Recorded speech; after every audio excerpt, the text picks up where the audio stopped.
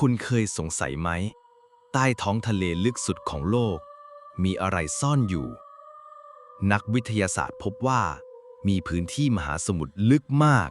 จนแสงไม่สามารถส่องถึงและมนุษย์ยังไม่เคยไปถึงมีเสียงลึกลับถูกบันทึกไว้กลางมหาสมุทรเช่น The Blue เสียงปริศนาที่ดังราวกับสัตว์ประหลาดยักษ์บางคนเชื่อว่าอาจมีสิ่งมีชีวิตขนาดมหึมาหรืออารยธรรมโบราณที่จมอยู่ใต้มหาสมุทรลึกทะเลลึกอาจเป็นที่อยู่ของสิ่งที่มนุษย์ยังไม่เคยเข้าใจแล้วคุณล่ะเชื่อไหมว่าใต้ทะเลลึกมีเรื่องลี้ลับที่ยังไม่มีใครค้นพบ